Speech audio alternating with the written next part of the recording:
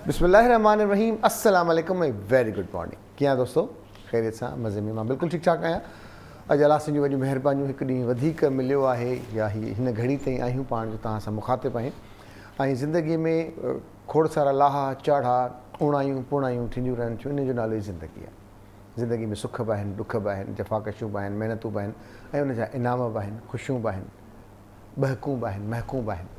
ऐं ज़िंदगी में खोड़ सारा सुठा दोस्त, सुठा माण्हू, पॉज़िटिव जस्टिस वारा मौजूदु हूंदा आहिनि ऐं उन जाइ ते वरी नेगेटिविटी बि आहे। सभु शइ ज़िंदगीअ सां जुड़ियल आहे, असांजे रवैयनि सां जुड़ियल आहे, असांजे हुजण जे जेको माहौल असांजे इर्द गिर्द आहे उन सां घणियूं शयूं जुड़ियल आहिनि। इन करे असांजी इहा दुआ आहे, असांजी इहा ख़्वाहिश आहे, असांजी इहा तमन्ना आहे त रब पाक रहम करे, बाज करे ऐं ज़िंदगी पुरसुकून गुज़रे, आसानी सां गुज़रे। महिनतूं जफ़ाकशियूं जिथे कयूं था उते रायगा न वञनि शल ऐं असां ऐं तव्हांजी ज़िंदगी में खोड़ सारा सुख अचनि। जंहिंजी तमन्ना आहे उहा थिए, अमुन अमान थिए, जीअं दुनिया में आहे तीअं असां वटि बि थिए, क़ल्बी बि थिए ऐं ज़ाहिरी बि थिए। आउं बिल्कुलु ठीकु ठाक आहियां, अलाह जी वॾी महिरबानी। अॼु असां पाण ॻाल्हाईंदासीं ख़ासि तौर ते कुझु ॾींहंनि खां मुख़्तलिफ़ इशूज़ थियनि था असां वटि, जंहिंमें इशूज़ त हाणे जेकॾहिं ॻाल्हि कजे त इशू नवाब अली मोहम्मद वारो वाक़ियो बि हुयो, इशू जेको आहे सो नओंकोट वारो हुयो, इशू जेको आहे सो कल्ह सखर में ज़मीन जे टुकड़े तां वण वढण तां हिकु भाउ पंहिंजे टिनि भाइरनि समेत 6 ॼणनि खे क़तलु करे छॾियो। इहो बि वाक़ियो आहे। वाक़िया त खोड़ आहिनि। उन सां गॾोगॾु कुझु ॾींहं अॻु में वरी जॾहिं असां वटि लाड़काणे जी रिपोर्ट साबित थी, जंहिंमें निमरता बि हुई, जंहिंमें नौशीन बि हुई, त खोड़ सारा सवाल उभरिया आहिनि। इशू इहे बि आहिनि त किथे मदरसनि में, किथे ॿियनि तालीमी इदारनि में हरासां कयो थो वञे शागिर्दनि खे, शागिर्दियाणियुनि खे। इन्हनि रवैयनि खे मटिजण जी ज़रूरत आहे, ॻाल्हाइण जी ज़रूरत आहे, ढकण जी ज़रूरत न आहे। जेसीं ताईं असां चिटा न थींदासीं, ॻाल्हाईंदासीं न, ॿुधाईंदासीं न, सम्झंदासीं न, सम्झाईंदासीं न, तेसीं ताईं इहे प्रॉब्लम थींदा रहंदा। टेपो टेपो बि जॾहिं किरंदो आहे न त उहो निशान ज़रूरु छॾींदो आहे। असां पंहिंजे प्रोग्राम में कोशिशि कयूं था त असां पंहिंजे सभिनी घर भातियुनि सां गॾोगॾु उन्हनि ज़हननि ताईं इहे ॻाल्हियूं आणियूं जंहिंसां इहे इशूज़ थियनि था ऐं अञा ताईं ख़ामोश आहिनि। उन लाइ काफ़ी सारा हैरेसमेंट जा इशूज़ सां गॾोगॾु नवाबशाह में बि जेको इशू थियो आहे, ॿियनि इदारनि में थिए थो, ऑफिसिस में थिए थो, इनखे न थियणु खपे, इन जी मज़म्मत कजे, ॻाल्हाइजे। उन हवाले सां जेका हैरेसमेंट जा वधंदड़ इशूज़ आहिनि, सबबनि, ख़ुदकुशियुनि ॾांहुं, तालीमी सरगर्मियूं तर्क करण ॾांहुं, उन लाइ अदी मारवी एवाण असां सां गॾु हींअर टेलीफोन लाइन ते मौजूदु आहे। उहा ॿुधाईंदी त अॼुकल्ह, छाकाणि त लास्ट टाइम बि असां अदी सां ॻाल्हायो त असांखे काफ़ी अर्सो थियो आहे, त इन करे अॼु असांखे वीडियो लिंक ते अदी मारवी लिंक या मारवी एवाण इहो ॿुधाईंदी त केतिरा वधंदड़ वाक़िया आहिनि, उन जा ज़हनी जेके आहिनि से कहिड़ा असरात पवनि था ज़हन ते। त उन जे हवाले सां अॼु असां सां गॾु टेलीफोन लाइन ते ऐं वीडियो लिंक ते मौजूदु आहे अदी मारवी एवाण। दी अस्सलाम वालेकुम, गुड मॉर्निंग। अस्सलाम वालेकुम, गुड मॉर्निंग। मूंखे त तव्हां ज़ूम ते जॉइन कराए वरितो आहे, लेकिन टेक्नोलॉजी लॻे थो असांजे विच में अञा ताईं आवाज़ जी डिस्टर्बेंस जे ज़रिए क्रिएट करे पई अञा बि डिस्टर्ब। न, टेक्नोलॉजी खे असां मात ॾींदासीं, कयूं था की तव्हांजी ॻाल्हि सम्झी करे मां तव्हांखे जवाबु ॾेई सघां। न बिल्कुलु, वॾी महिरबानी अदी मारवी। अच्छा, हीअ वधंदड़ वाक़िया वरी ही निमरता वारा केस छा असरात पवनि था आम शागिर्दाणियुनि ते, ख़ासि तौर ते हैरेसमेंट जा, ख़ुदकुशियुनि जा ऐं तालीमी सरगर्मियूं तर्क करण जा? सॼा तव्हांखे ख़बर आहे त जीअं असां औरतुनि जे हुकूक जे लाइ जाखोड़ कंदड़ आहियूं। जॾहिं असां औरतुनि जे हुकूक जी ॻाल्हि था कयूं त सभिनी खां पहिरीं असां औरत जी तालीम जी ॻाल्हि था कयूं। ऐं जॾहिं असां औरत जी तालीम जे पुठियां ॾिसूं था की कीअं नियाणियुनि खे घटि पढ़ायो थो वञे, नियाणियुनि खे नथो पढ़ायो वञे, नियाणियुनि खे न पढ़ाइण जा इहे बि रीज़न्स रिसर्चिस ॿुधाइनि थियूं कि माउ पीउ ढिजनि था कि उहो घर खां ॿाहिरि निकिरंदियूं त उहो हरेस थींदियूं या किडनैप थींदियूं या इन तरह जी का बि हुन सां वाक़ियो न थिए त हुनखे घर में कैद करे रखियो वेंदो आहे कि हुनजी बसि शादी कई वञे ऐं उन हिकिड़ी ज़िम्मेदारी मां जान छॾाई वञे। त जॾहिं असां इहे वाक़िया साम्हूं ईंदड़ ॾिसूं था त तमामु घणो ॾुख थो थिए कि असांजी जद्दोजहद जे मथां तमामु नेगेटिव असरु थो पए कि वरी का जेको मुआशिरो आहे उहो इन तरह जी सोच रखे थो कि असांखे औरत खे ॿाहिरि नाहे कढणो, छो जो तालीमी इदारा औरत खे हिकिड़ो तहफ़ुज़ ॾियण का नाकाम थी विया आहिनि। जॾहिं असां तालीमी इदारनि जी तरफ़ ॾिसूं था त उते हिकिड़ो नॉन सीरियस एटीट्यूड आहे। हरेसमेंट जे केसिस खे लिकायो वेंदो आहे ऐं इहो चयो वेंदो आहे कि असांजी यूनिवर्सिटी हरेसमेंट खां पाक आहे। हाणे असांजे तालीमी इदारनि खे हिननि बिज़नेस स्टैंड्स खां ॿाहिरि निकिरणो पवंदो, उन्हनि खे हिन फेक रेप्यूटेशन खां ॿाहिरि निकिरणो पवंदो ऐं इन्हनि केसिस खे ऑन करणो पवंदो। छो जो इन्हनि केसिस खे ऑन कंदासीं तॾहिं मिली करे लाहे अमल ठाहे सघंदासीं ऐं औरतुनि खे, नियाणियुनि खे ऐं जेके माउ पीउ ऐं सोसाइटी आहिनि उन्हनि खे ज़हनी तौर ते हिकिड़ो तहफ़ुज़ फ़राहम करे इन्हनि वाक़ियात खे बहितर नमूने सां डील कबो। जॾहिं असां लॉज़ जी ॻाल्हि था कयूं त सिंध त सभिनी खां अॻियां आहे, उन लॉज़ बि ठाहियल आहिनि, उन में वर्क प्लेस हैरेसमेंट 2010 जो लॉ बि अचे थो, लेकिन छा क्वेश्चन हिते इहो आहे कि छा उन लॉ जे मुताबिक़ हर तालीमी इदारे जे अंदरि कमेटियूं मौजूदु आहिनि, ऐं अगरि कमेटी मौजूदु आहिनि त नियाणियूं छो नथियूं उन ताईं पहुचनि?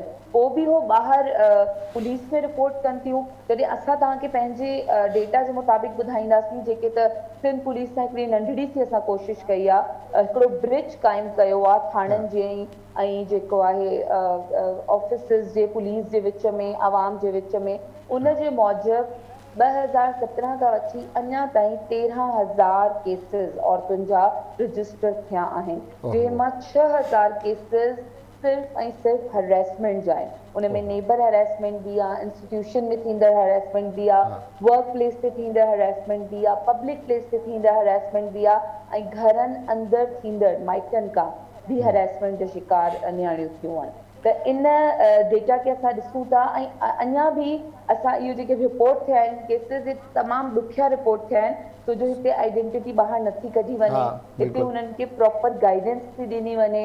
ऐं जॾहिं असां ॾिसूं था कि इन केसिस जो तादाद केतिरो आहे त तमामु घणो आहे, छो जो अनरिपोर्टेड केसिस एतिरा घणा आहिनि कि रिपोर्टेड केसिस त असां अंदाज़ो ई नथा लॻाए सघूं कि हैरेसमेंट केतिरी थिए पई असांजी सोसाइटी में।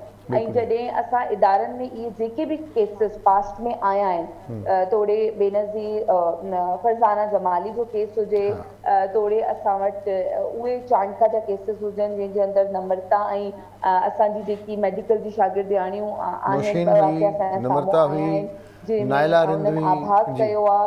जॾहिं असां अचूं था ॿियनि केसिस जी तरफ़, जंहिंखे यूनिवर्सिटीज़, इदारा ऐं दुनिया शायदि नंढड़ा केसिस चवनि, लेकिन असां चवंदा आहियूं कि हैरेसमेंट अगरि इनिशियल लेवल ते बि आहे त कुझु ख़बर न आहे कि हो अॻियां केतिरी वर्स थी सघे थी।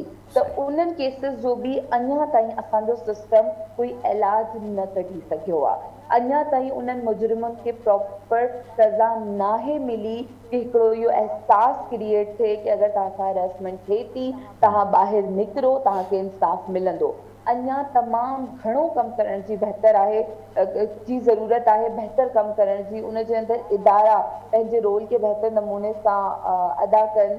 इन जे अंदरि जेकी यूनिवर्सिटीज़ आहिनि उन्हनि जी कमेटीज़ खे, जेके 3 माण्हू लॉ 2010 जे लॉ जे मुताबिक़ 3 माण्हू चूंडिया वेंदा उन यूनिवर्सिटी उन कमु कंदड़ इदारे जे अंदरां ई, ऐं उन्हनि 3 माण्हुनि मां हिकिड़ी जेकी आहे उहा औरत हूंदी, ऐं उन जी कमेटी जा नंबर ऐं उन जे बाबति घड़ी घड़ी यूनिवर्सिटी जेके कॉलेजिस आहिनि ऐं जेके ऑफिसिस आहिनि उन्हनि जे कमु कंदड़ माण्हुनि खे, उते पढ़ंदड़ माण्हुनि खे ॿुधायो वेंदो। लेकिन असां ॾिसूं था कि इन नौइयत जो सिलसिलो कोन आहे।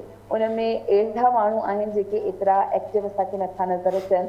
अक्सर अहिड़ा माण्हू आहिनि जंहिं ते असांजी शागिर्दियाणियूं या कमु कंदड़ उन इदारे जी जेके जॉब कंदड़ छोकिरियूं आहिनि, नियाणियूं आहिनि, उहे एतिरो भरोसो नथियूं कनि कि उन कमेटी ताईं वञनि।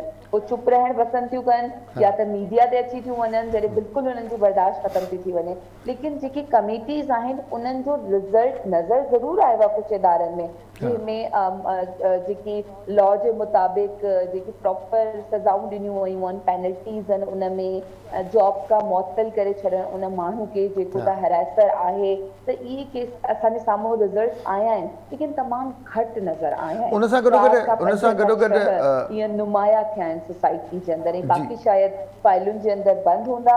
ऐं अञा ताईं स्टिल इन्हनि केसिस जी जेकी इंक्वायरीज़ आहिनि उहे मुतमइन कंदड़ असांजी शागिर्दियाणियुनि खे ऐं नियाणियुनि खे जेके शिकायत कनि थियूं कोन नज़र पियूं अचनि। अच्छा, हिकिड़ी ॻाल्हि त आहे, कल्ह सिंध असेंबली में बिल पास थियो आहे त जेका स्टूडेंट पॉलिटिक्स ते जेका पाबंदी हुई, शागिर्द यूनियन ते स्पेशली, या तालीमी इदारनि में जेका पाबंदी हुई, उहा बहाल कई वई आहे। उहो बिल मंज़ूर थियो आहे अक्सरियत राय सां।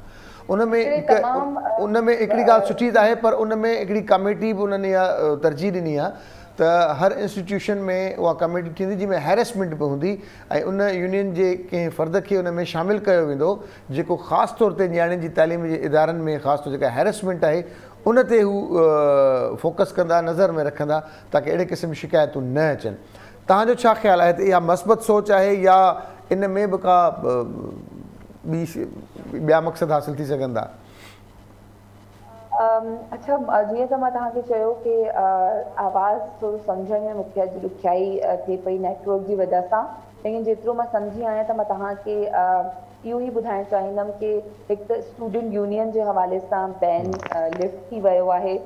उनजे लाइ असां चऊं था कि सुठो क़दम आहे, लेकिन तमामु देरि सां थियो आहे। हलो देरि आया दुरुस्त आया, छो जो स्टूडेंट जॾहिं उन्हनि जी यूनियन्स एक्टिव थींदियूं, उन्हनि जी पार्टिसिपेशन वधंदी, वो रोशन ख़याली जी तरफ़ वेंदा, वो एक्टिव थींदा, वो एक्स्ट्रा जेके एक्टिविटीज़ आहिनि, जेके हेल्दी ऐं पॉज़िटिव एक्टिविटीज़ आहिनि, उन हाणे इन में अकेले यूनियन्स न लेकिन यूनिवर्सिटी खे बि गॾु मिली करे इन्हनि खे पॉज़िटिव सूरत ॾियण जी ज़रूरत आहे। ऐं जॾहिं असां जेके रिसेंटली अमेंडमेंट्स बि थियूं आहिनि 2010 जे लॉ जे अंदरि, हाणे लॉज बि ठहनि था, बिल्स बि पास थियनि था, अमेंडमेंट्स बि थियनि थियूं, लेकिन अञा ताईं जेकी इम्प्लीमेंटेशन आहे, हाणे जेके मां तव्हांखे ॿुधायो न कि सिंध जेको आहे अञा हींअर ई जेको आहे अॻियां आहे लॉस ठाहिण में, लेकिन असांखे इहो ॾिसण जी ज़रूरत आहे कि छा उन्हनि जी इम्प्लीमेंटेशन सही सूरत थिए पई, छा असांजे सोसाइटी में जेके एडमिशन वठंदड़ छोकिरी आहे यूनिवर्सिटी जे अंदरि, हिकिड़ी स्टूडेंट आहे, 19 सालनि जी आहे, उन जा गॾु उन सां पेरेंट्स आहिनि, त उहे अपडेटेड आहिनि कि असां जंहिं यूनिवर्सिटी में पंहिंजे नियाणी खे मोकिलियूं था, उते अगरि इन तरह जो को वाक़ियो थियो त उहे डील करण जी सलाहियत रखनि था।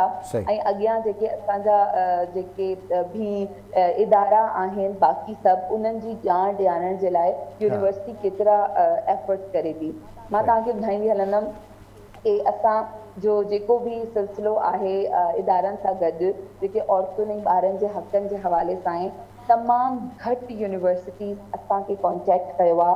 बीइंग अ ट्रेनर बि असां मौजूदु आहियूं फील्ड में कि तव्हां अचो, असांजे शागिर्दनि खे ॿुधायो कि सेक्चुअल हैरेसमेंट छा आहे, हैरेसमेंट छा आहे, इन्हनि सूरत में उन्हनि खे किथे जेको आहे कॉन्टेक्ट करणु खपे, 2010 जो लॉ छा आहे, ऐं इन तरह जा जेके केसिस अचनि था उन में असांजी नियाणियुनि जी मेंटल कंडीशन छा हूंदी आहे, असांजे जेको आहे उन्हनि जी फैमिली जी मेंटल कंडीशन छा हूंदी आहे, जॾहिं हैरेसमेंट थिए थी त उनजा कॉन्सिक्वेंसिस छा था थियनि। असां सां तमामु घटि रेशो आहे, उहो बि असां पाण असांजी ऑर्गेनाइज़ेशन वञी करे इदारनि सां कॉन्टेक्ट कयो हूंदो, लेकिन इदारनि पाण अॻु भराई हिन में नाहे ॾेखारी। त जेसि ताईं इदारा पाण साम्हूं न ईंदा, वॾियूं वॾियूं यूनिवर्सिटीज़ पाण साम्हूं न ईंदियूं ऐं अहिड़ा सेशन, अहिड़ियूं टॉक्स यूनिवर्सिटीज़ में, कॉलेजिस में न रखाईंदियूं, जेसि ताईं ॼाण असांजे स्टूडेंट्स खे न मिली सघंदी ऐं अहिड़े केसिस जा नतीजा तमामु घणा संगीन थी सघनि था। उनजे अंदरि आघात जो असां नतीजो ॾिसूं पिया, उनजे अंदरि हिकिड़ो मेंटल ट्रॉमा आहे। उनजे अंदरि सिंध यूनिवर्सिटी मां हींअर ई हिकिड़ी छोकिरी जी वीडियो बयानु आयो आहे, स्टेटमेंट कि मुंहिंजो हिजाब लाहिण जी कोशिशि पिया कनि, मां ॿाहिरि बीठी हुयमि पंहिंजी डिपार्टमेंट खां ऐं मूंसां बदतमीज़ी कई आहे छोकिरनि। त फ़िलहाल CCTV कैमरा ई सॼी उहा इन्वेस्टिगेशन उन्हनि जी हले पई, लेकिन असां इहो ई ॾिसूं पिया कि इन तरह जा जॾहिं वाक़िया साम्हूं अचनि था, ऐं उन नियाणी पंहिंजे बयान में इहो बि चयो आहे कि मुंहिंजा तमामु घणा सपना हुया जेके हींअर पूरा न थी सघंदा, छो जो मुंहिंजा घरवारा मूंखे शायदि वापसि घुराए वठनि। ये प्रॉब्लम्स आहिनि, बिल्कुलु तव्हांजी ॻाल्हि सही आहे मारवी, बिल्कुलु उन्हनि जी तालीम जे रस्ते में हिकिड़ी तमामु घणी वॾी रुकावट आहे। अगरि इनखे सीरियस न वरितो वियो त असां जेके ख्वाब पिया ॾिसूं कि असांजो जेके असांजो मुल्क आहे उहो अॻियां वधे, असांजो मुल्क इक्वेलिटी में औरत ऐं मर्द खे बराबरि तालीम, बराबरि हुकूक, बराबरि वेजिस ॾेई करे अॻियां खणी हले, इहो असांखे मुश्किल नज़र अचे पियो जेसि ताईं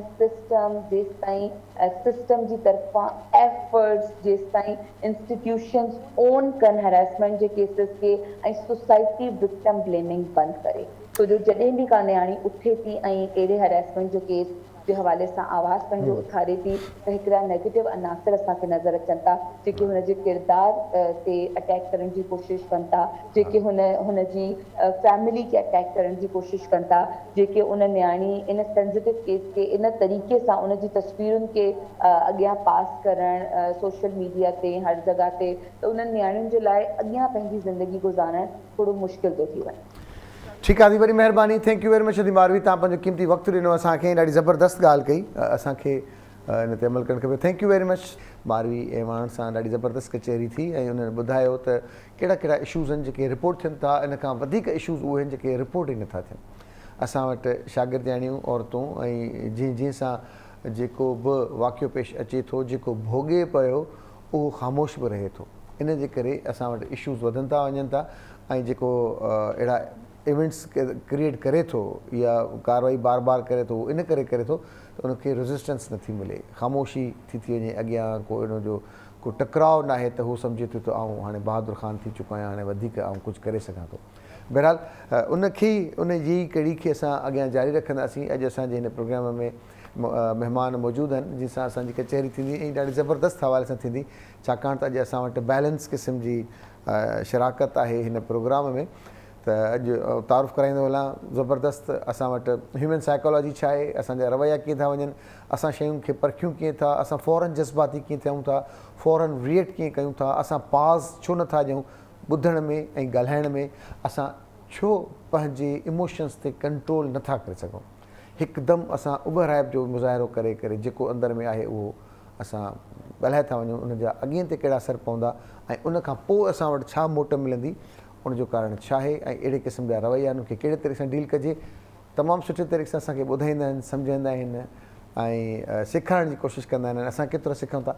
डॉक्टर बदार अब्बासी साहब असां सां गॾु मौजूदु। साईं अस्सलाम वालेकुम, गुड मॉर्निंग, भलीकार, ख़ुशि आहियो? बहितरीनु माशाल्लाह। ऐं उन सां गॾोगॾु तव्हां जीअं फ्रेम में ॾिठो त असां वटि स्टूडेंट पॉलिटिक्स ते जेका पाबंदी हुई उहा ख़तमु कई वई आहे। तक़रीबन 30 सालनि खां वधीक अरसे ताईं तालीमी इदारनि में शागिर्दनि जी सियासत ते पाबंदी रही, उहे सियासत न करे सघंदा।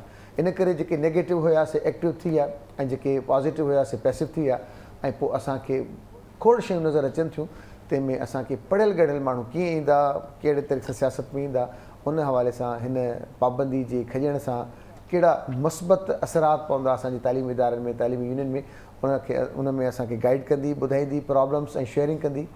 असां सां गॾु आहे वजीहा आबिद। अस्सलाम वालेकुम वजीहा, वेलकम, गुड मॉर्निंग, ठीक है आप खैरियत से?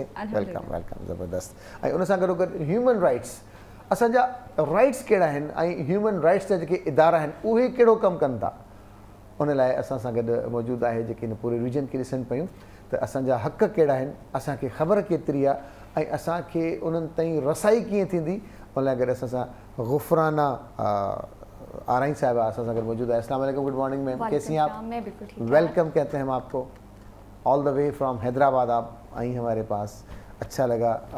शुरुआत करते हैं मेरे ख्याल से वजीहा से शुरुआत करते हैं कि आखिर आपको पहले तो मुबारक हो, कल सिंध असेंबली ने ये बिल पास कर दिया कि भाई स्टूडेंट पॉलिटिक्स लिफ्ट करते हैं, जो पाबंदी है इसके ऊपर उसको लिफ्ट करते हैं।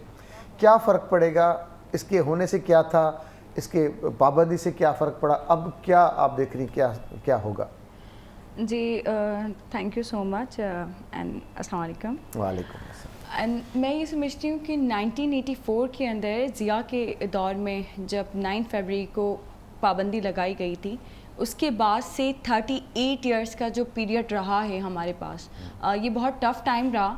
इसके अंदर बड़े अप एंड डाउन आए और अगर आज आप ये देख रहे हैं कि मुल्क के हालात किस तरफ जा रहे हैं, तो इसमें एक मैं इस बात को बड़ी वजह समझती हूँ कि जब स्टूडेंट्स ही को नहीं पता होगा कि हमारे मुल्क में क्या चल रहा है, क्या हो रहा है, और हमारे मुल्क की मतलब आप जिस तरह की आप देख रहे हैं हालात चल रहे हैं, महंगाई, कभी कोई आके कहता है कि मैं ये कर दूंगा, मैं वो कर दूंगा, मगर यूथ को जो स्टूडेंट्स हैं उनको कुछ पता ही नहीं है। उनको पता ही नहीं है कि पॉलिटिकल हालात क्या चल रहे हैं, पॉलिटिकल हालात के अलावा हमारे मुल्क के अंदर क्या मसले मसाइल हैं। तो यही वजह है, मैं ये समझती हूँ कि स्टूडेंट्स भी और यंग जनरेशन भी एक निगेटिविटी की तरफ ज़्यादा जा रही है। उनके पास कोई एक्टिविटीज़ नहीं थी। आपने देखा होगा माजी के अंदर बहुत ज़्यादा जो है आप जैसे कहें कि हैरेसमेंट के वाक़यात बहुत ज़्यादा हुए हैं यूनिवर्सिटीज़ में। ये बहुत ही खदशे की बात भी है हमारे लिए एज अ सोसाइटी। अगर हम देखें कि हमारी सोसाइटी में क्या हो रहा है, यहाँ पे हम स्टूडेंट्स को भेज रहे हैं एजुकेशन लेने, और वहाँ पे हैरेसमेंट के केसेस हो रहे हैं और कहीं और नहीं, जहाँ तालीमी इदारों में ज़्यादा हो रहे हैं। तालीमी इदारों में ज़्यादा। इसको इसी से शुरू करेंगे। हमारे साथ कॉलर हैं। अस्सलाम वालेकुम अदा। सलीम कहिड़ो हाल आहे भाउ? ठीकु आहियो? वालेकुम सलाम अदा अल्लाह जो करम अल्हम्दुलिल्लाह। मां खुश आहियो? मां बिल्कुलु ठीकु ठाक, शुक्र आहे अल्लाह जो। अदा सलीम सुंदो फ्रॉम लाड़का अदा। छा के इन मौजू ते पंहिंजो हाल वाल हले पियो हिरासमेंट ते, पर असल में छा आहे त तव्हां यकीन कयो त हीअ जेके ज़ाहिर थियूं आहिनि हिरासमेंट, सजाद भाउ ॿुधो था न? जी जी अदा, आवाज़ अचे थो। त हाणे अहिड़ियूं खोड़ वरी लिकल अथव हा, जेके ॿार नथा कढनि। कंहिंजी वाइवाल मथां आहे, कंहिंजी रिटन टेस्ट मथां आहे, कंहिंजी ॿियो टर्म मथां आहे। पोइ इहे खोड़ सारियूं ॿारनि जूं बि ग़लतियूं आहिनि। ऐं उन खां पोइ ॿियो मां तव्हांजे चैनल सां तवसो सां इहो रिक्वेस्ट कंदुमि त अदड़ियूं नियाणियूं ॾिसो, तव्हां असां पेरेंट्स अलाह जे हवाले छॾे था ॾियूं। हाणे राति जो 11 बजे वञी सालगिरहूं थियूं मल्हाइनि, 4-4-5 छोकिरियूं होटलनि ते। हाणे असांजो कोई शहर पैरस आहे? तव्हां ॿुधायो। असांजो शहर बाबा हालतूं तमामु ख़राबु आहिनि। जेतिरो थी सघे पंहिंजो पाण ख़्यालु कनि। जेकर इंतज़ामिया हुनखे ॿाहिरि थी छॾे त उहे छोकिरियूं प्रोवोस्ट खे, चौकीदार खे 2 रुपया 500 रुपया ख़र्ची ॾे निकिरी हली थी वञे। कुझु इहो बि पाण खे बि ख़्यालु करणु खपे छोकिरियुनि खे। इन लाइ भाउ खे मां चयो थी हक़ीक़त कयां। ठीकु आहे, वॾी महिरबानी अदा सलीम, वॾी महिरबानी। तव्हां ॾाढी ज़बरदस्त ॻाल्हि कई त असांजे सिस्टम्स खे ठीकु थियण जी ज़रूरत आहे ऐं किथे पाबंदियूं आहिनि, किथे आज़ादी खपे थी। मुख़्तलिफ़ असां वटि ज़ाविया आहिनि, मुख़्तलिफ़ स्कूल ऑफ थॉट्स आहिनि। के चवनि था त आज़ादी खपे, के चवनि था त न पाबंद रखो। पेरेंट चए थो त असां ॿार मोकिलियो पाबंद हुजनि। शागिर्द खे इंसानी इनफ़रादी जेका सोच आहे अचे थी त आउं आज़ादु पैदा थियां, मुंहिंजी मर्ज़ी आहे जीअं वणे थी आउं कयां। पर इहे वाक़िया कीअं उहो त डॉक्टर साहिबु ॿुधाईंदो। आउं त जनरली हिनखे मॉडरेट कंदसि।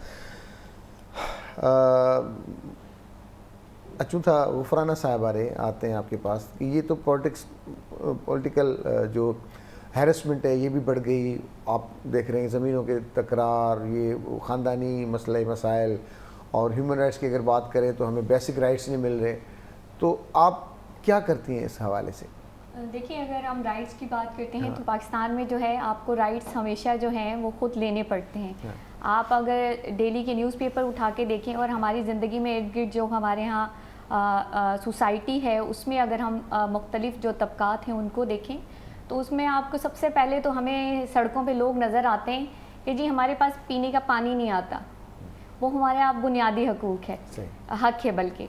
और इसके साथ साथ सेहत की आप सूरत हाल देखें, वो हमारा बुनियादी हक है। वो हमें हस्पतालों में जाके पता चलता है कि हम इस हक से भी महरूम हैं।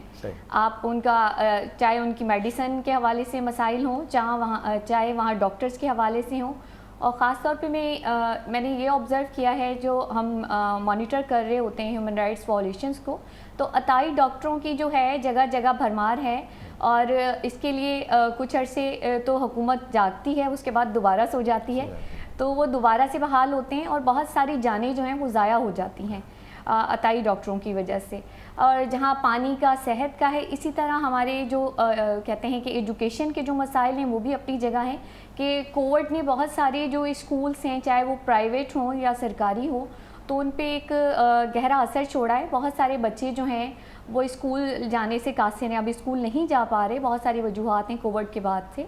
निजी स्कूलों ने फीसिस का इशू था उनके साथ, इसके साथ साथ स्कूल बंद हो गए। बहुत सारे लोग बेरोज़गार भी हुए हैं इस कोविड की वजह से। मल्टीपल इश्यूज़ हैं, ये बहुत ज़्यादा इश्यूज़ हैं। इश्यूज़ हो गए तो हम बुनियादी हकूक़ से जो है अपने महरूम होते चले जा रहे हैं। और इसके साथ साथ जो रिसेंटली हमारे यहाँ जो इस रीजन में अगर हम देखें, कराची के अलावा भी तो सिंध में बहुत सारी ख़वातीन के साथ जो इस टाइम हैरेसमेंट के वाक़यात होते आ रहे हैं। और हमारे इदारों में इंक्वायरी कमेटीज़ बनी हुई हैं, वो शायद कागज़ात की हद तक बनी हुई हैं, उनको देखा नहीं जाता, उनमें तब्दीली आती ही नहीं आती है कि वो एक कमेटी ही कागज़ात में चल रही है।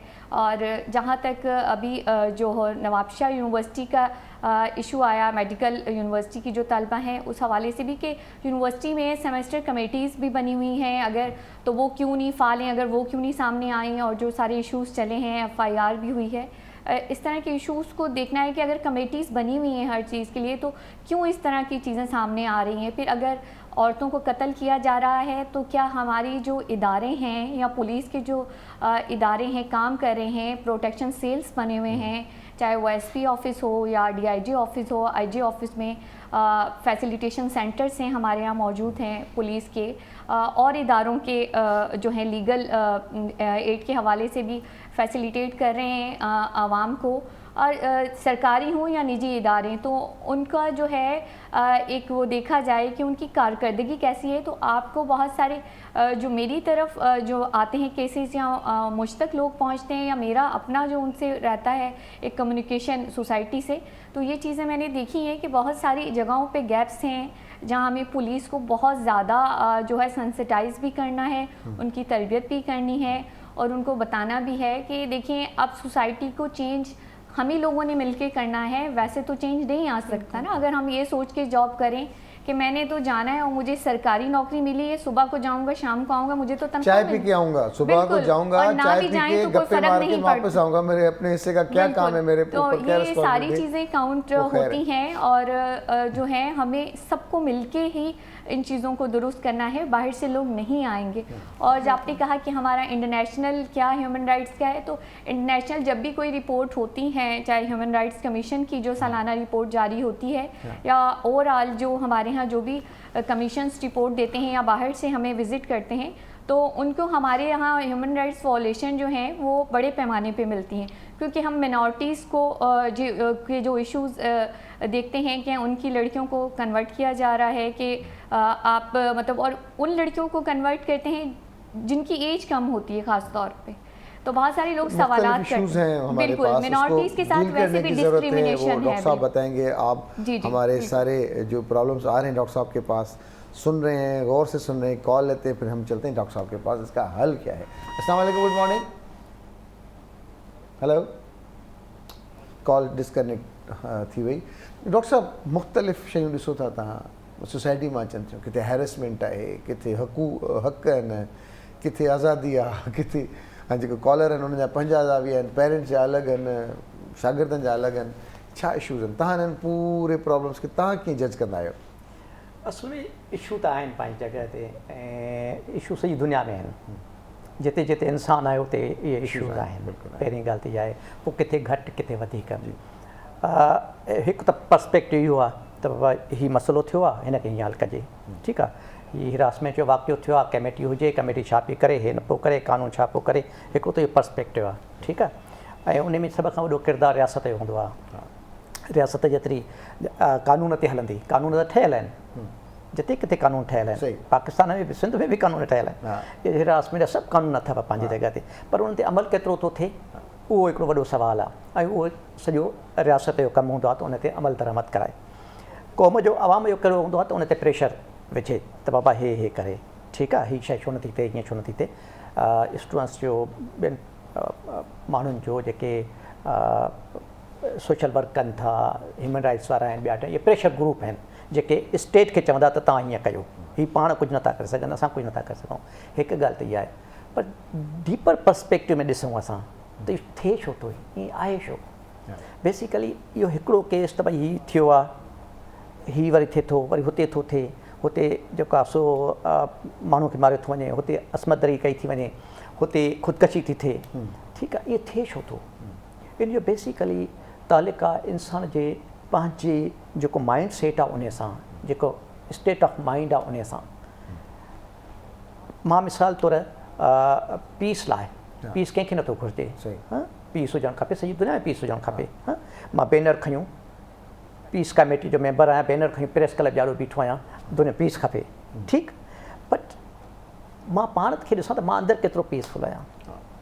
पहिरियां पंहिंजो पीस त ॻोल्हे। एक्ज़ैक्टली, त हीअ जेको बि सोसाइटी खे असां जेकॾहिं इंडिविजुअल ॾिसंदासीं त पोइ त मसइलो हल न थींदो। इहे सभु जो सभु असां हिकु ई शइ जा हो आहियूं।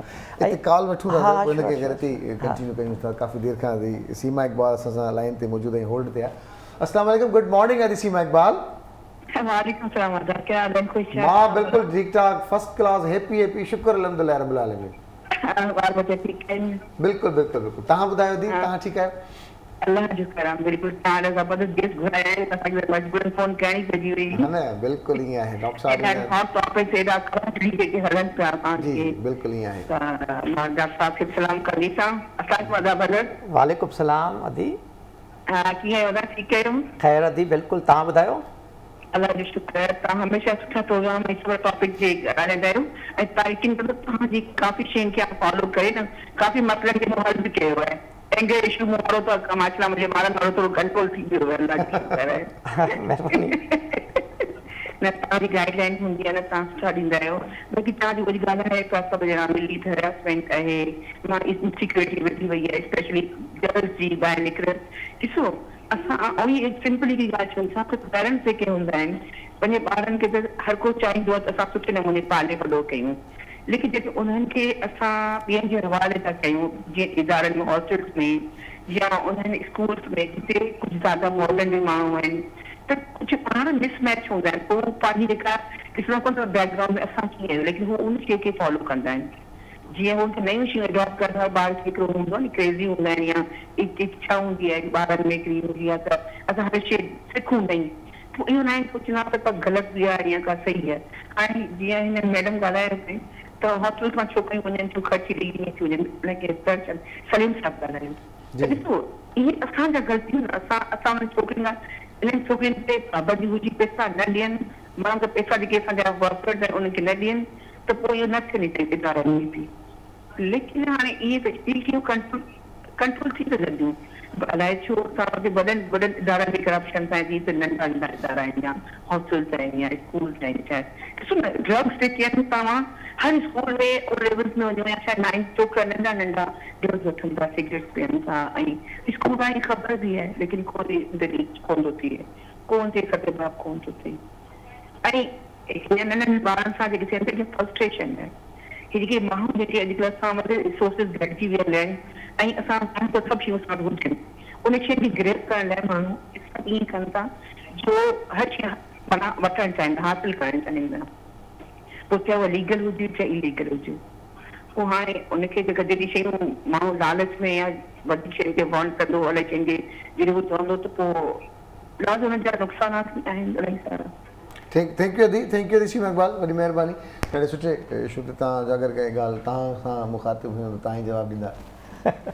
असल में छा हूंदो आहे त मां इहा पई ॻाल्हि कई त हीअ असांजी सॼी मुआशिरे जी फरस्ट्रेशन आहे, असां सॼी जेको बि सोसाइटी आहे उन जो इशू आहे, हे इंडिविजुअल इशू न आहे। मिसाल तौरु का छोकिरी ख़ुदकशी थी करे से फॉर एग्ज़ाम्पल, त असां उहो इंडिविजुअल वठूं था त हिन सां इहो मसइलो हुयो या हे हीअं थियो आहे पोइ हीअं थियो शायदि हीअं थियो, ईअं न आहे। शुरूआति जेका असां कंदा आहियूं उहा असां फैमिली खां कंदा आहियूं। हिकिड़ो ॿारु जॾहिं पैदा थो थिए कंहिं फैमिली में त फैमिली उनखे कीअं थी हैंडल करे।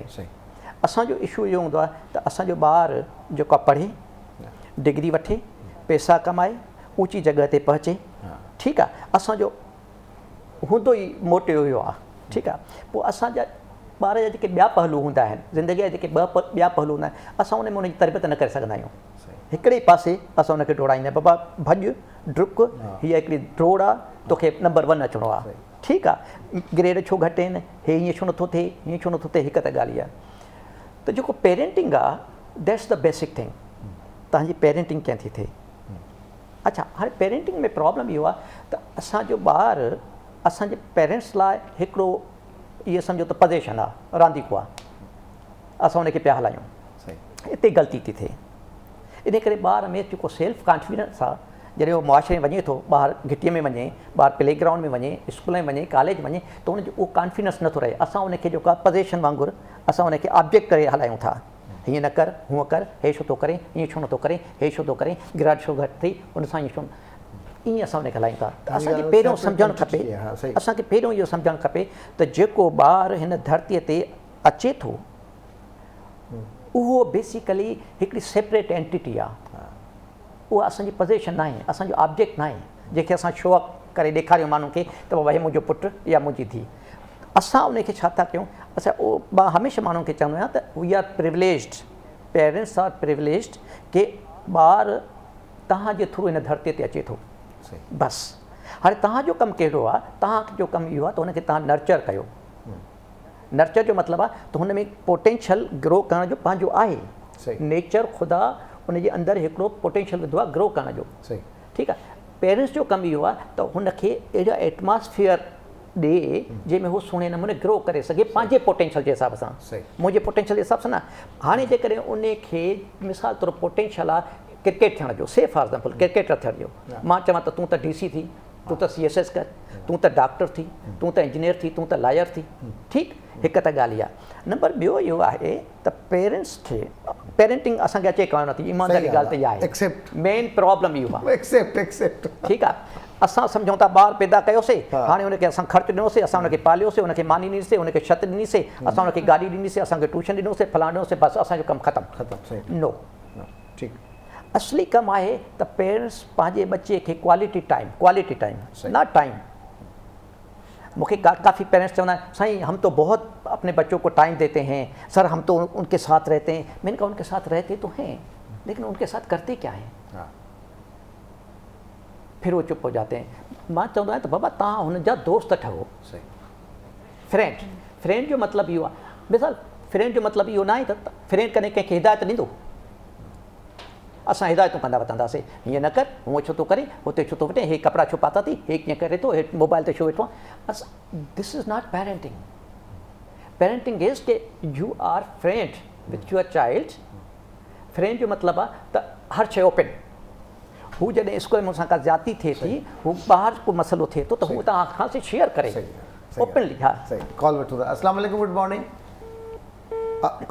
कॉल डिस्कनेक्ट थी हुई मैडम। गुफराना के लिए कॉल थी, लेकिन कॉल डिस्कनेक्ट हो गई। आप फिर ट्राई करें अगर बात करना चाह रहे हैं कुछ भी। अच्छा, वजीहा, जिस तरह से डॉक्टर साहब ने कहा कि शेयरिंग हो, दोस्ती हो, ये जो यूनिवर्सिटी में इस तरह के वाक़यात पेश आते हैं, लड़कियां ख़ास तौर पे सबसे आखिर में अपने पेरेंट्स से शेयर करती हैं। पहले दोस्त से करेंगी, सोशल मीडिया पे करेंगी, स्टोरी लगा देंगी अपने किसी ऐप, सोशल मीडिया की ऐप पे स्टेटस रख देगी।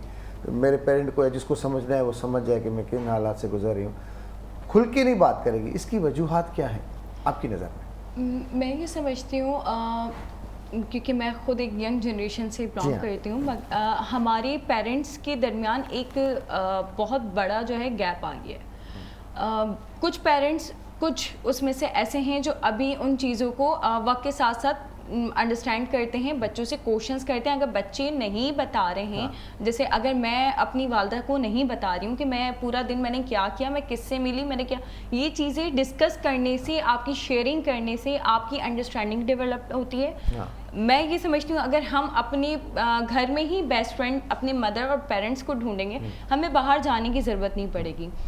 आजकल एक और चीज़ ये आ गई है कि ये जो मोबाइल है, हमने इसी को सब कुछ समझ लिया है। सही बात। हम ये समझते हैं कि जी मोबाइल पे हमने स्टेटस अपलोड कर देना है तो दुनिया हमारी हमदर्द बन जानी है। दुनिया कब तक बनती है ये सबको पता होता है, एक वक्ती तौर पे चलता है। But parents Aapke life time आपको अंडरस्टैंड करते हैं, चीज़ें करते हैं, मगर वहाँ पेरेंट्स की तरफ से भी एक बहुत बड़ा गैप आ गया है कि जहाँ हम अगर पेरेंट्स को बताना भी चाहते हैं तो वो अपने ही पर्सनल इश्यूज़ में या कुछ प्रॉब्लम्स में, कुछ एक्टिविटीज़ में, अपने ऑफिस के काम भी घर में या अपनी कोई भी अपने मोबाइल पे बिजी रहते हैं, अपने बिजी रहते हैं, वो अपने मोबाइल पे अपने सोशल मीडिया को अपडेटेड कर रहे होते हैं, अपने आप में ही वो एक बिजी हो गए हैं, जिसकी वजह से ये एक गैप आ गया है कि ये जो इश्यूज़ बढ़ते जा रहे हैं। अगर हम पहले ही जाके डिस्कस कर लें तो वो बड़े हैं, उन्होंने ज़िंदगी गुजारी, ऑब्वियसली वो हमें उसका सॉल्यूशन पहले ही बता दें कि हम इससे दूर हो जाएंगे, चीज़ें कर लें।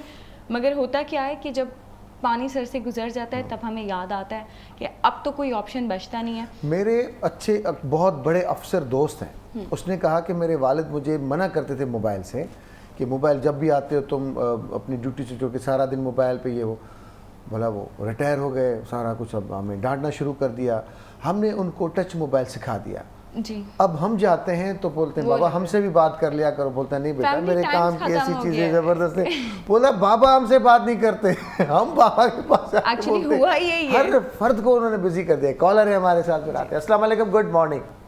वालेकुम सलाम। दे नूर अली चांग प्यासी जो गलाया छापुर क्या करवा गए साईं करो वाला ठीक आयो तबे तो ठीक है मजे में असां तो पुराना हर चीज कॉलर आयूं या जिसे टाइम प्रोग्राम के तो डाडो प्रोग्राम जो नालो भी ॾाढो बहितरीन रखियो अथव पंहिंजी मर्ज़ी सुभाणे अलाए छा प्रोग्राम आहे। वॾी महिरबानी महिरबानी। तव्हांखे मच्छी खाराइणी कंहिं दौर में तव्हांखे यादि आहे? हा मच्छी वे मां हाणे खणी ईंदुसि त तव्हां खाइण कोन ईंदो साईं। बसि साईं इहा मच्छी असांजी पुराणी थी वई। कहिड़ो हाल आहे नूरचंद, ठीकु आहियो?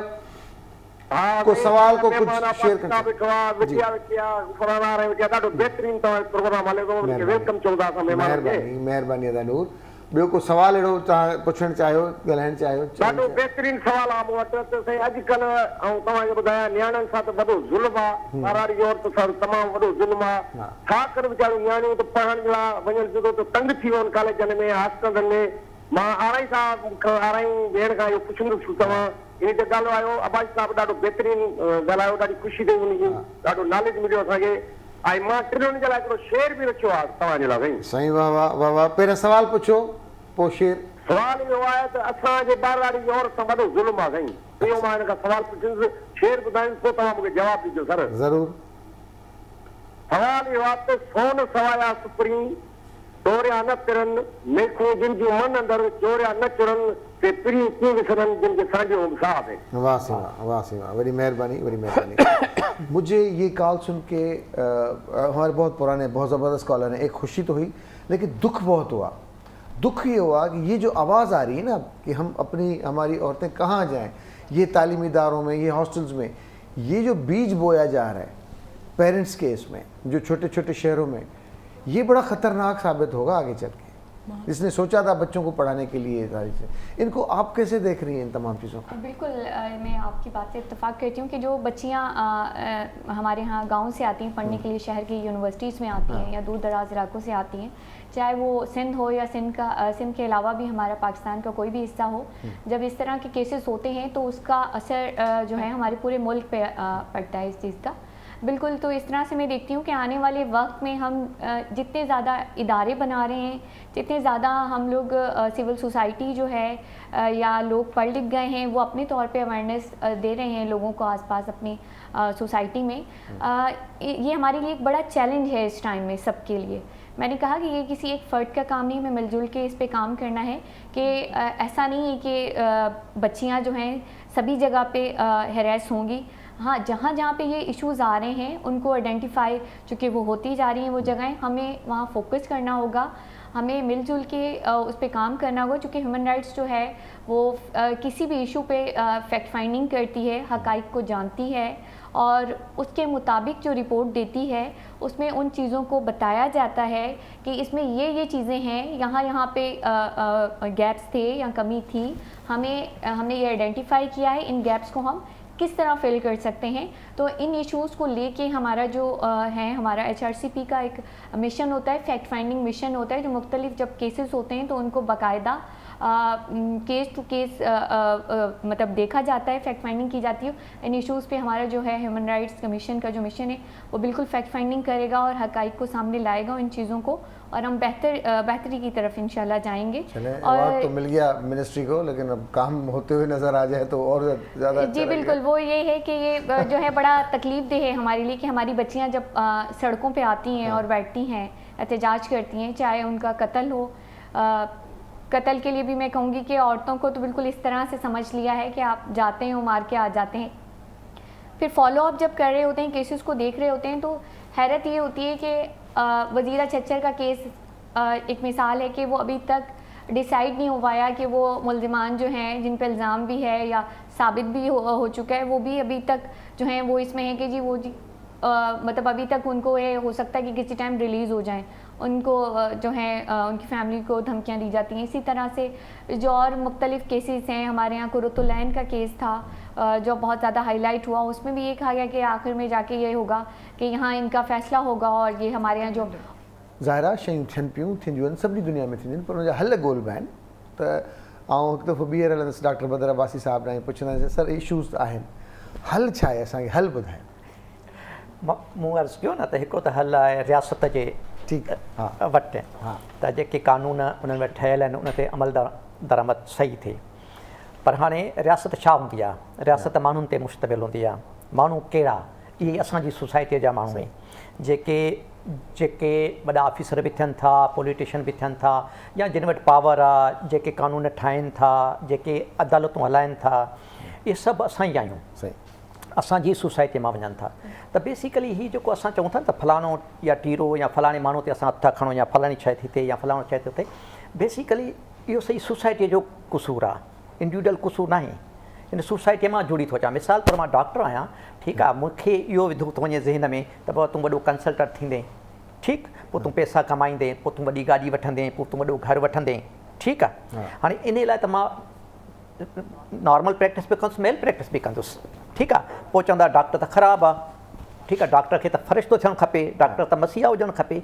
नो नो नो नो, हीअ सॼी सोसाइटी जो हिकिड़ो असांजो शिकिल आहे, शेप आहे, ठीकु आहे। त इंडिविजुअल कोई नथा चई सघूं त बाबा हे पहिरियों त इहो आहे त ॿ शयूं, टे शयूं। हिकिड़ी शइ इहा आहे त भई रियासत पंहिंजो कमु करे। नंबर ॿियो, रियासत ते प्रेशर ग्रुप जा ह्यूमन राइट्स ॿिया टिया यूनियनियूं ॿियूं टियों इहो उहे कनि, ठीकु आहे। पर हाणे जेके ह्यूमन राइट्स ग्रुप आहिनि उहे किथां आया, ठीकु। वरी जेका यूनियनियूं उहे किथां आयूं, पॉलिटिकल पार्टियूं, इहे सभु असां हिन।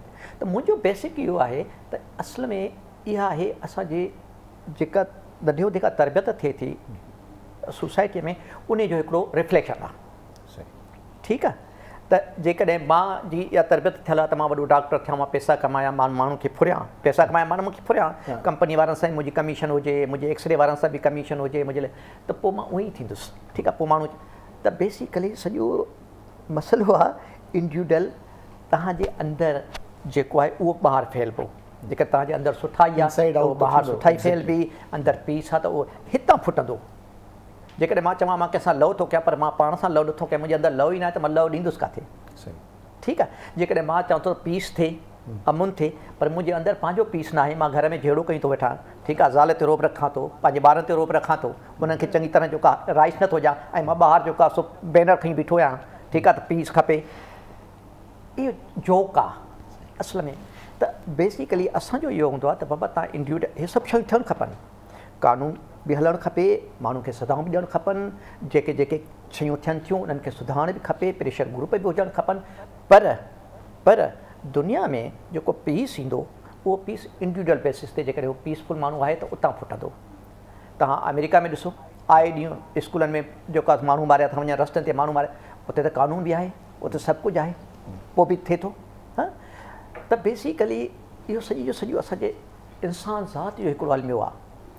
त इन खे मां पंहिंजे पर्सपेक्टिव में, डीप पर्सपेक्टिव ॾिसंदो आहियां त जेकॾहिं इंडिविजुअल माण्हू इहो सिखी वठे त मां पीसफुल कीअं थियां, मुंहिंजो रोल छा आहे हिन मुआशिरे में, एज़ ए पेरेंट मुंहिंजो रोल कहिड़ो आहे, एज़ ए हस्बैंड मुंहिंजो रोल कहिड़ो आहे, एज़ ए वाइफ मुंहिंजो रोल कहिड़ो आहे, एज़ ए डॉक्टर मुंहिंजो कहिड़ो रोल आहे। उहो तॾहिं थींदो जॾहिं मां पंहिंजो पाण खे ॾिसंदुसि। मां त तव्हांखे ॾिसां, तव्हां ईअं था कयो,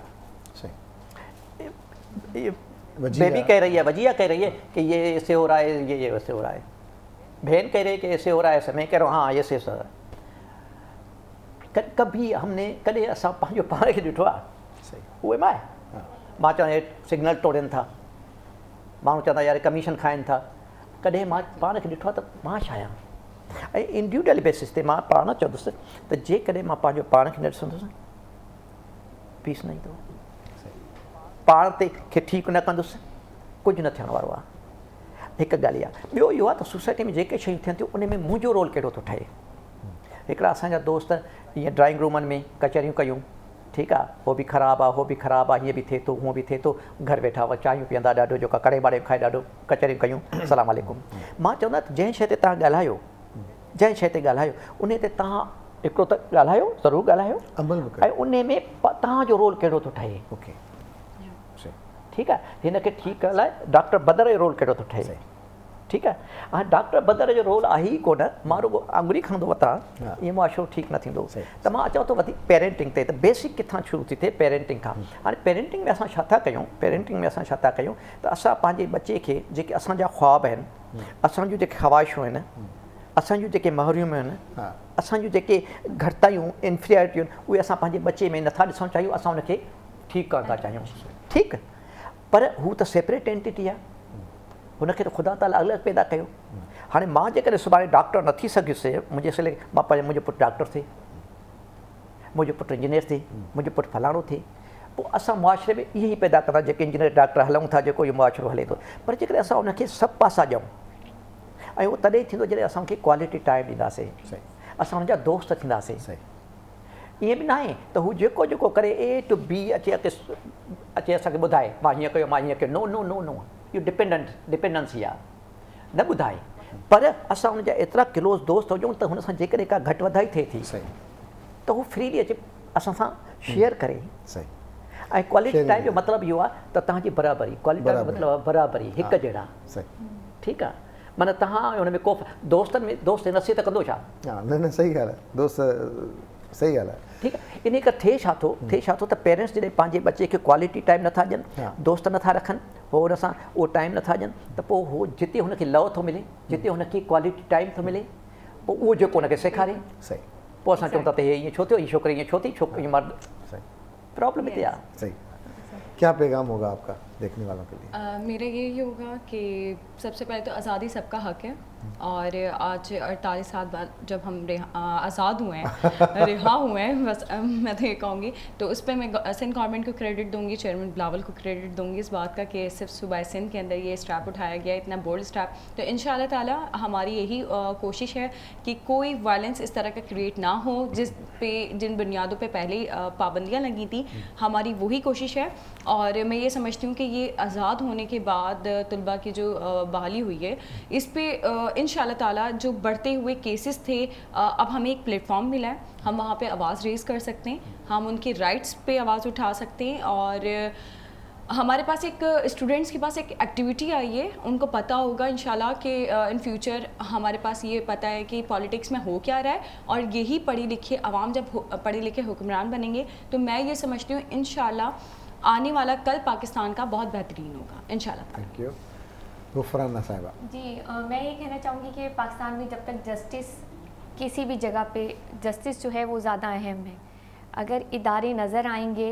और मैं इसको इस तरह से समझती हूँ कि चीज़ें हमेशा ऊपर से नीचे की तरफ आती हैं ऊंचाई से नीचे आती हैं तो मैं इसको इस तरह से रखती हूँ कि अगर ऊपर से हमारे जो हुक्मरान हैं ऊपर से नीचे की तरफ जो आता है सारा सिस्टम है हमारा जस्टिस सिस्टम है हमारे सियासी जो है बैठे हुए असम्बलियों में लोग हैं हमारे जो इस्टेब्लिशमेंट में बैठे हुए लोग हैं या जो हमारे इदारों में मौजूद हैं जब तक ये ख़ुद फ़र्दन अपने आप को जैसे कहेंगे मैं अगर ख़ुद को जज करती हूँ तो मुझे पता है कि मैं सिंध के लिए पाकिस्तान के लिए काम कर रही हूँ और मैं सुबह से शाम तक अपने जो है लोगों के लिए काम करती हूँ उनके लिए कि उनको इंसाफ मिले तो मैं ये चाहूँगी कि जस्टिस सिस्टम बेहतर हो हमारी सियासी पार्टियों के लोग इस चीज़ को अहमियत दें और समझें कि जिनके वोट से वो असम्बलियों के फ्लोर पे बैठते हैं कम से कम उनके ये हालात ना हो जो नवाबशाह में इस टाइम आप देख रहे हैं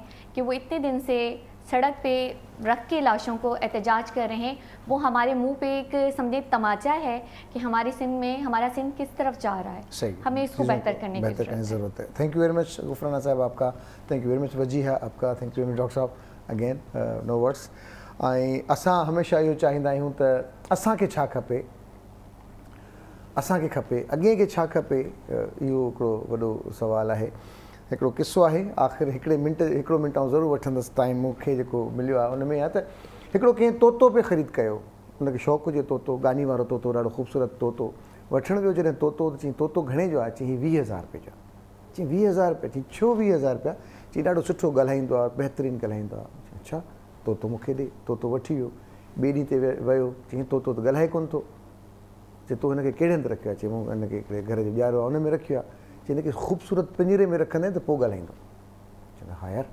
ॿिए ॾींहुं पिंजरो वठंदो आहे वरी टाइम ईंदुसि तोतो न ॻाल्हाईंदो आहे वरी वेंदो आहे बाबा 20,000 वरिता अथई तोतो ॻाल्हाए नथो चई तूं भला हिनखे झूलण वूलण लाइ का शइ ॾिनी आहे चई न चई हा यार तूं सही थो चई थोरो ईज़ी थींदो त पोइ तोतो ॻाल्हाईंदो झूलो वठी ईंदो अथसि तोतो कोन ॻाल्हाईंदो आहे 3 ॾींहंनि खां पोइ वरी वेंदो अथसि चई भाई तोतो न ॻाल्हाए थो पिंजरे में बि नथो ॻाल्हाए झूले में बि नथो ॻाल्हाए चई पोइ माहौल नओं आहे आहिस्ते आहिस्ते एडजस्ट थींदो सुठे तरीक़े सां हिनखे थोरो छॾींदे घुमंदो फिरंदो त चई किथे छॾियासीं उॾी वेंदो चई पर अहिड़ो को माहौल ठाही सुठो माहौल ठहंदो तॾहिं बि तोतो न ॻाल्हाईंदो आहे चोथे ॾींहुं आहे तोतो मरी वेंदो आहे हीअ कावड़ में पिंजरे खे तोते खे खणी वेंदो आहे चई यार तोतो ॻाल्हाए हिन कयो हिते मरी वियो चई भला कुझु बि न ॻाल्हाईं चई न कुझु बि चई थोरो घणो चई आख़िर में हिकिड़ो लफ़्ज़ ॻाल्हाईं चई कहिड़ो चई यार कुझु खाइण लाइ त ॾे सो असांखे इहो आहे त इहे सोना पिंजरा सभु शयूं असांखे जीअं ख़ूबसूरत लॻनि शयूं असांखे सुठियूं लॻनि थियूं, पर अॻे जी कहिड़ी ज़रूरत आहे उनजो बि त ख़्यालु रखिजे। वोट त वठी वञनि था, पर उन खां पोइ केरु इहो बि त पुछे त असांजी ज़रूरतूं कहिड़ियूं आहिनि।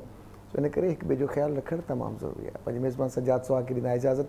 सुभाणे इंशाअल्लाह ताला तव्हां सां थींदी मुलाक़ात। तेसीं ताईं अला निगहबान।